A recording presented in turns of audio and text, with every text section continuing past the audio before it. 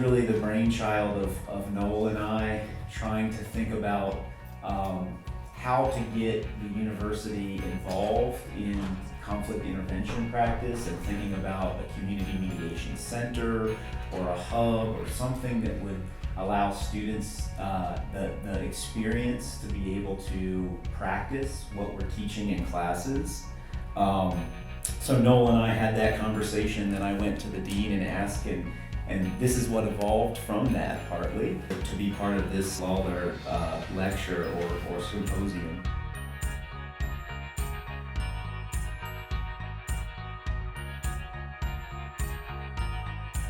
There's a distinction between discipline and punishment in schools, and sometimes we give schools too much credit when we call it discipline, when they're simply using isolation and exclusionary tactics. And so what we're trying to do is say a discipline process is an educational process. Discipline implies learning, reflection, knowledge development. That's why I call my discipline, my department is a discipline. Peace and Conflict Studies is a discipline because it contains that.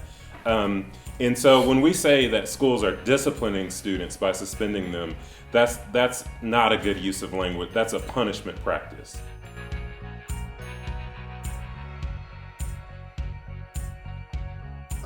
So now I get all of the issues that they have. They come to me in confidence that I can help them because they can trust me.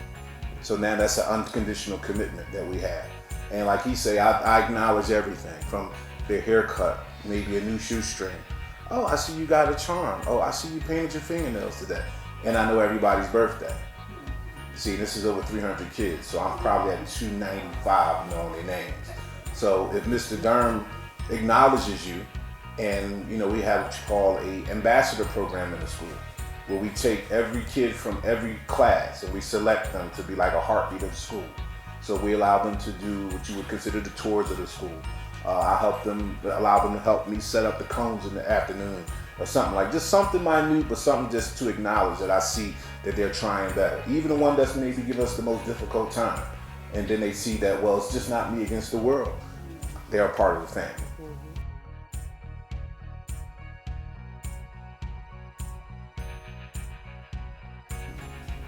Why are we stuck on things that don't happen? And why are we not looking at how they're able to restore hope into that community, restore hope into people's lives, and also begin to shift a community that was plagued with, and you see, and here's where people get off too. They identified it as violent, but it was plagued with the lack of resources, it was plagued with the lack of opportunity, it was plagued with the lack of just sheer attention and a positive identification for a group of people who were ultimately then given the stigma of, well, what good can come from there?